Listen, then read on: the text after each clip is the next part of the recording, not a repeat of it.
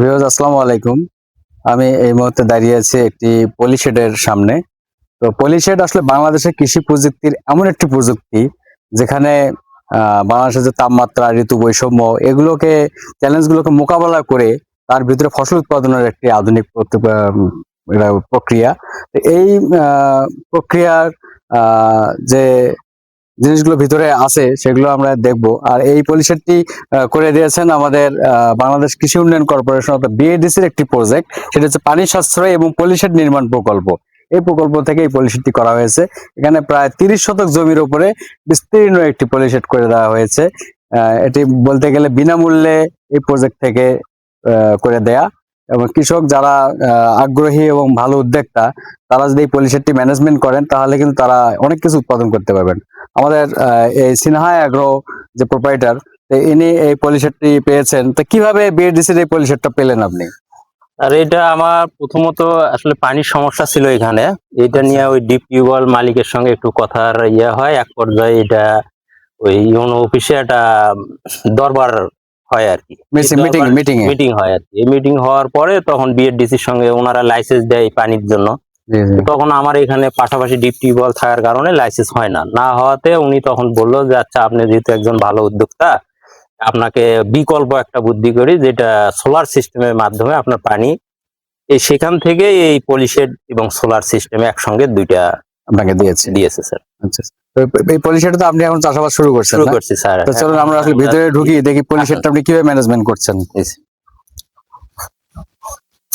খুবই ভালো। পলিশেডটা আসলে অনেক বড়, ভিতরে ঢোকার সাথে সাথে মনে হচ্ছে এটা আলাদা একটা দুনিয়ায় চলে আসলাম। তো বিশাল এই পলিশেডটা, আসলে বিশাল।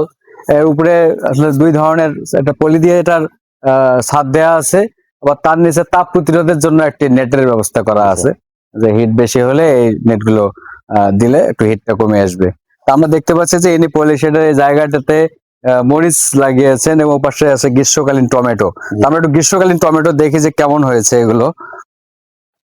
গাছগুলো খুবই চমৎকার। আসলে নরমালি বর্ষাকালে টমেটো হতে চায় না, অনেক চ্যালেঞ্জ।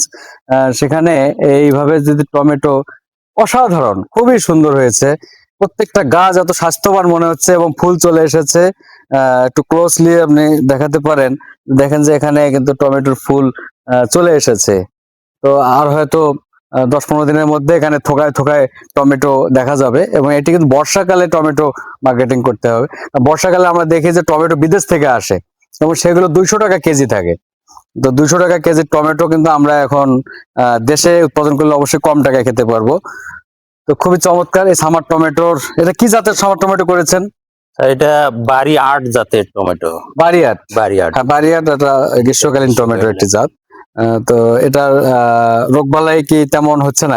তেমন একটা নাই স্যার। ওই পোকার ওষুধ দিতে হচ্ছে কি? যেহেতু এটা ঘেরা, এখানে তো পোকা আসার কথা না। ওই ছোটতে একবার দিছিলাম, আর দেওয়ার লাগেনি আর কি। কিন্তু ছোটতে একটু দুই একটা গোড়া পচা ছিল, ওটাও এখন সেরে গেছে। তো টমেটো আর্লি ব্লাইট হয় বা এটা ব্লাইটের কারণে কি কোনো দিতে হয়? ম্যানকোজেব কিন্তু ইউজ করতে হয়। হ্যাঁ, আমি ওই যে আপনার অ্যান্টাকল আর আপনার ওই যে এন্ডোফিল না, ডাইথেনেম 45 ডাইথেনেম দিয়েছেন না? এই দুটো করে দিছি। আচ্ছা, একবার ব্যবহার করছি আর কি। কতদিন হলো এটা বয়স? এটার বয়স চারা গত 22 তারিখে। ভিতরে যায় দেখি। কত মাসের 22 তারিখে? কত তারিখে? এটা আপনার মার্চের 22 তারিখে বীজ থেকে, হ্যাঁ, বীজ থেকে মানে চারা। অসাধারণ হয়েছে। এবং আমরা যে প্রায় এখানে 25 শতক জায়গাতে টমেটোটা রয়েছে, প্রত্যেকটি গাছ, একটি গাছও তো অস্বাস্থ্যকর নয়। প্রত্যেকটি গাছ দেখুন যে দূরে একেবারে খুবই মানে সুন্দরভাবে গাছগুলো আছে। তো আমি আসলে এরকম টমেটোর ক্ষেত খুব কমই দেখেছি গ্রীষ্মকালে। খুব ভালো একটি ক্ষেত দেখলাম। তো আমার মনে হয় যে ইনি সফল হবেন। টমেটোর যে দাম থাকে সাধারণত দেশিটা আমাদের 100 থেকে 120 টাকা কেজি বা 4000 টাকা মন বিক্রি হয়। সেখানে আমার মনে হয় যে এটি খুব ভালো মূল্যে বিক্রয় হবে যদি আদার্স ম্যানেজমেন্ট গুলো ঠিক থাকে। তারপরেও আপনি একটু খেয়াল রাখবেন যেন পাতার নিচে সাদা মাছি না আসে। সাদা মাছি যেন কোনোভাবে না আসে। মাঝে মাঝে স্প্রে করবেন। স্প্রে করতে কোনো অসুবিধা নাই, যখন ফল তুলবেন শুধু তখন তা না স্প্রে করলেই হলো। আর জাপ পোকা ধরতে পারে, মাকড়ের আক্রমণ হতে পারে, এবং পচারে যেটা আর্লি ব্লাইট বা লেট ব্লাইট এগুলো কিন্তু আসতে পারে। তো সেগুলো আপনি সচেতন থাকবেন। এদিকে আরো সুন্দর আছে। আরেকটি ফসল আপনি করেছেন, হাতি ফসল সেটি হচ্ছে সাথী ফসল না, মানে আপনি বেড়া জায়গা- সাইড দিয়ে জায়গা কথা, হ্যাঁ শশা করেছেন। শসা দিয়ে। কি জাতের শশা এটা? এটা গ্রিন বার্ড গ্রিন বার্ড, কোন কোম্পানি? স্যার, ওই সামনে ঠোঙ্গা আছে না? ঠোঙ্গা আছে স্যার। ঠোঙ্গা আছে। শশা তো খুব চমৎকার নেট দিয়ে করছেন, জি ফুল আসছে, শশা ধরছেও। আর অল্প কয়েকদিনের মধ্যেই মনে হয় শশা পাওয়া যাবে। এই যে, ও ইস্পাহানির গ্রিন বয়, জি। ইস্পাহানি Green Boy, কোম্পানি জি। গ্রিন বয়, এই শশাটি করা হয়েছে হাইব্রিড এটি। তো টমেটো আমরা যে খুব ভালো হবে যে প্রতিটা পাতা গোড়ায় গোড়ায় কিন্তু একটি করে শশা ধরে আছে, দেখেন যে এই যে শশা পাতার গোড়ায় গোড়ায় ধরে আছে। আমার হয় যেটা ভালো হবে, জায়গাটা সাইড ফসল সাইডে মেইন না, তারপর নেট দিয়ে আপনি পিরামিড আকৃতিতে দিয়েছেন, ভালো লাগছে। গাছগুলো বেশ সতেজ আছে। তো এটাও আমরা দেখতেছি আসলে নেটের ভিতরে শশা কেমন শসা হয়, কেমন, এটাও জি একটা স্যার। পরীক্ষা আর কি। এটা বেড়া সাইড দিয়ে আছে, পুরোটা আসলে আমরা এদিকে দেখি এটা পুরো চারিদিক দিয়ে যে নেট হাউসের যে যে সীমানা, এই সীমানা সংলগ্ন দুটি করে লাইন উনি শশা করেছেন। এখান থেকে একদম পরিষ্কার দেখা যাচ্ছে যে দুটি করে লাইন আসলে এখানে উনি শশা করেছে।